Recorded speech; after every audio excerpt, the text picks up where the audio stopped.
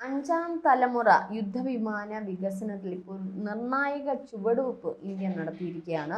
യുദ്ധവിമാനത്തിന്റെ prototype വികസനത്തിന് പ്രതിരോധ മന്ത്രാലയം ഇപ്പോൾ അനുമതി നൽകിയിരിക്കുകയാണ്. Advanced medium Kombat aircraft AMCA പ്രൊജക്റ്റിൽ ഒരു അഞ്ചാം തലമുറ യുദ്ധവിമാനത്തിന് ആവശ്യമായിട്ടുള്ള റഡാർ, സ്റ്റെൽത്ത് സാങ്കേതിക വിദ്യ, സ്റ്റെൽത്ത് ഡിസൈൻ എന്നിവ ഇന്ത്യ ഇപ്പോൾ പൂർത്തിയാക്കിയിരിക്കുന്നു എന്നുള്ള വാർത്തകളാണ് ഇപ്പോൾ വരുന്നത്. ഇനി യുദ്ധവിമാനത്തിന്റെ എഞ്ചിൻ വികസനമാണ് ഇനി നിലവിൽ നടക്കാനുള്ളത്. അതിന് വേണ്ടിയിട്ട് വിദേശ കമ്പനികളുമായിട്ടുള്ള ചർച്ചകളൊക്കെ നടത്തുന്നുണ്ട്. അതുമായി സഹകരിച്ച് സംയുക്തമായിട്ട് ഒരു എഞ്ചിൻ വികസിപ്പിച്ചെടുക്കാനാണ് ഇന്ത്യ ഇപ്പോൾ ഈ ഒരു അഞ്ചാം തലമുറ യുദ്ധവിമാനവുമായി ബന്ധപ്പെട്ട് ഇന്ത്യ പദ്ധതിയിടുന്നത്.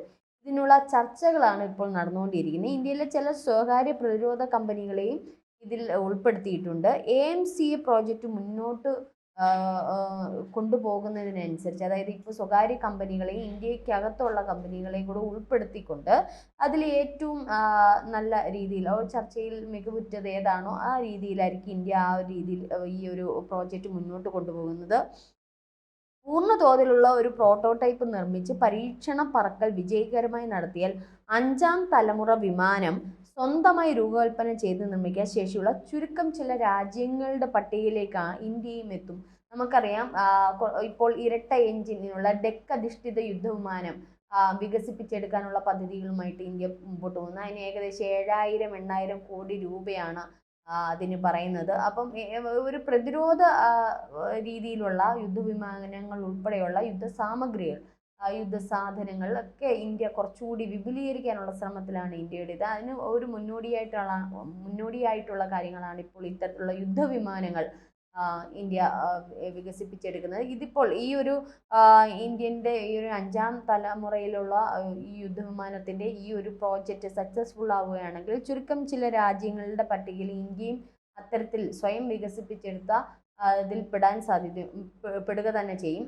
നമുക്കറിയാം, IAF MiG-21 ബൈസൺ ഒരു നവീകരണം കൂടി ഇന്ത്യ നടത്തുന്നുണ്ട്. കാരണം നമുക്കറിയാം, ഇപ്പോൾ ഇന്ത്യ പാക് സംഘർഷത്തിൽ ഈ IAF MiG-21 PAF-F-60 നേരിട്ടതൊക്കെ നമ്മൾ കണ്ടതാണ്, മാധ്യമങ്ങളിലൂടെയൊക്കെ കണ്ടതാണ്. അപ്പം അത്തരത്തിൽ അതിൻ്റെ ഒരു മികവ് നമ്മൾ കാണുകയും ചെയ്യും. അപ്പം അതും കുറച്ചുകൂടി ഒന്ന് നവീകരിച്ചുകൊണ്ട് ഇന്ത്യക്ക് കുറച്ച് ഇന്ത്യൻ പ്രതിരോധ ഇതിൽ നമ്മുടെ ഇന്ത്യൻ സൈന്യത്തിന് ഒരു പ്രതിരോധം തീർക്കത്തക്ക രീതിയിലുള്ള മികവ് അതിൻ്റെ ഒരു നവീകരണ പദ്ധതിയും ലക്ഷ്യമിടുന്നുണ്ട്. അപ്പോൾ ചുരുക്കം പറഞ്ഞാൽ ഇതിൽ നിന്നെല്ലാം നമ്മൾ മനസ്സിലാകുന്നത് ഇന്ത്യ കുറച്ചുകൂടി ഈ ഒരു മേഖലയിൽ യുദ്ധവിമാനങ്ങളാണ്, യുദ്ധസാധനങ്ങൾ, യുദ്ധസാമഗ്രികളൊക്കെ വാങ്ങുന്നതിലും അത് കുറച്ചുകൂടി നവീകരിക്കുന്നതിനും ബ്രഹ്മോസ് ഉൾപ്പെടെയുള്ള മിസൈലുകളുടെ നവീകരണവും പുതുമയും അതിൻ്റെ അടുത്ത അപ്ഡേഷനും ഒക്കെ ഇന്ത്യ ലക്ഷ്യമിടുന്നത് ഇന്ത്യ കുറച്ചുകൂടി പ്രതിരോധ രീതിയിൽ ഇന്ത്യ കുറച്ചുകൂടി സജ്ജമാകുന്നു എന്നുള്ളതാണ്. നമുക്കറിയാം, പാകിസ്ഥാനായാലും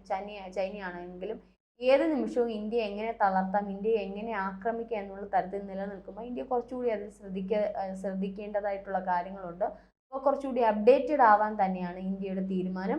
അതിന് വേണ്ടുന്ന എല്ലാ കാര്യങ്ങളും മുമ്പോട്ട് തന്നെ പോവുകയാണ്. ഇപ്പോൾ ഈ പറഞ്ഞതുപോലെ ഇന്ത്യയുടെ അഞ്ചാം തലമുറ യുദ്ധവിമാനം അതിന് വേണ്ടുന്ന കാര്യങ്ങൾ ഇപ്പോൾ ഇന്ത്യ മുന്നോട്ട് കൊണ്ടുപോയിക്കാണ്. ഇത് ഒരു പക്ഷേ നമ്മുടെ മറ്റുള്ള രാജ്യങ്ങളുടെ പട്ടികയിൽ വൻകിട രാജ്യങ്ങൾ, നമുക്കറിയാം അമേരിക്ക, റഷ്യ, ചൈന, തുർക്കി എന്നീ രാജ്യങ്ങളിലാണ് ഇത്തരത്തിലുള്ള സാങ്കേതിക വിദ്യകളിലൊക്കെ കുറച്ചുകൂടി മികവുള്ളത്. അപ്പോൾ അതിനോടൊപ്പം തന്നെ ഇപ്പോൾ ഇന്ത്യ നിൽക്കും. ഇത്തരത്തിൽ ഈ ഒരു അഞ്ചാം തലമുറ യുദ്ധവിമാനം ഇന്ത്യ തന്നെ അത് രൂപകൽപ്പന ചെയ്ത് ഇന്ത്യ തന്നെ അത് പുറത്തു വിടുകയാണെന്നുണ്ടെങ്കിൽ ഇന്ത്യയും അത്തരത്തിൽ ആ രാജ്യങ്ങളോടൊപ്പം തന്നെ കിടപിടിക്കുകയാണ് ചെയ്യുന്നത്. നമുക്ക് നന്നായിട്ട് അറിയാം, ബ്രഹ്മോസ് ഇന്ത്യയും റഷ്യയും കൂടെ ചേർന്നുള്ള ഒരു രൂപീകരണമായിരുന്നു. ഇത്തരത്തിൽ ഇന്ത്യ സ്വന്തമായിട്ട് തന്നെ ഒരു പരീക്ഷണം നടത്തുകയാണെന്നുണ്ടെങ്കിൽ, ഇന്ത്യ സ്വന്തമായിട്ട് ഇത് നിർമ്മിക്കുകയാണെന്നുണ്ടെങ്കിൽ അതൊരു വലിയ ഒരു വിജയം തന്നെയായിരിക്കും നമുക്കുള്ളത്. നിലവിൽ അമേരിക്ക, റഷ്യ, ചൈന, തുർക്കി എന്നീ രാജ്യങ്ങൾ മാത്രമേ സ്റ്റെൽത്ത് സാങ്കേതിക വിദ്യയുള്ള യുദ്ധവിമാനം നിർമ്മിക്കാനുള്ള സാങ്കേതിക വിദ്യ അവരുടെ കൈവശം മാത്രമേ ഉള്ളൂ. AMCA പ്രോജക്റ്റുകളുടെ ഈ സ്ഥാനത്തെ അഞ്ചാമത്തെ രാജ്യമായി പിന്നീട് ഇന്ത്യ മാറുകയാണ് ചെയ്തത്. അപ്പം ആ ഒരു സാങ്കേതിക വിദ്യയിലൂടെ ഇന്ത്യ ആ ഒരു നേട്ടത്തിലേക്ക് കൈ കടത്തുമ്പോൾ, ഇന്ത്യ ആ ഒരു നേട്ടം കൈപ്പിടിയിലാക്കുമ്പോൾ ഒരു പക്ഷേ ഈ വൻ ശക്തികളോടൊപ്പം തന്നെ ഇന്ത്യയും ഒപ്പത്തിനൊപ്പം നിൽക്കത്തക്ക രീതിയിലായി എന്നുള്ളതാണ് നമ്മൾ കാണിച്ചു കൊടുക്കുന്നത്. എയറോനോട്ടിക്കൽ ഡെവലപ്മെൻറ്റ് ഏജൻസി ADAയ്ക്കാണ് ഈ പദ്ധതിയുടെ നേതൃത്വത്തിൻ്റെ ഈ ഒരു ചുമതല നൽകിയിരിക്കുന്നത്. സ്വകാര്യ പ്രതിരോധ കമ്പനികളെ കോർത്തിണക്കി ADA AMCA പദ്ധതി നടപ്പിലാക്കുക തന്നെ ചെയ്യും.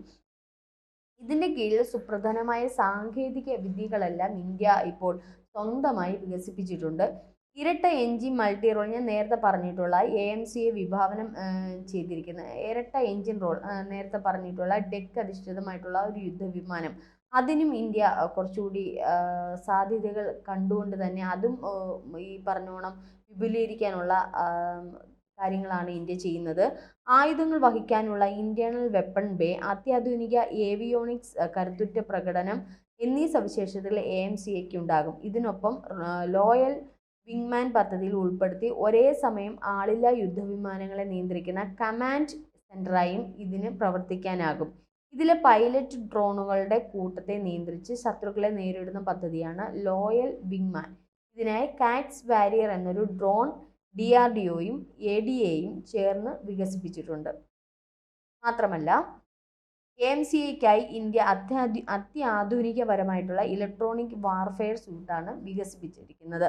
നിലവിലെ വേഗതയിൽ പോയാൽ 2035 ആദ്യത്തെ AMCA വ്യോമസേനയ്ക്ക് കൈമാറാനാകുമെന്നാണ് ഇന്ത്യ നമ്മൾ പ്രതീക്ഷിക്കുന്നത്. 2024 AMCA പദ്ധതിക്ക് സുരക്ഷാ കാര്യങ്ങൾക്കുള്ള മന്ത്രിസഭാ സമിതി അനുമതി നൽകിയത്. 10 വർഷത്തിനുള്ളിൽ ആദ്യത്തെ യുദ്ധവിമാനം കൈമാറാൻ കഴിയുമെന്ന് DRDO ചെയർമാൻ സമീർ കാമത്ത് പറഞ്ഞിരുന്നു. അപ്പോൾ 2035 ഇതിൻ്റെ നിർമ്മാണം പൂർത്തീകരിക്കുകയും അത് ഇന്ത്യക്ക് നമ്മുടെ രാജ്യത്തിൻ്റെ സൈന്യത്തിന് സമർപ്പിക്കുകയും ചെയ്യും എന്നുള്ളതാണ് പറയുന്നത്.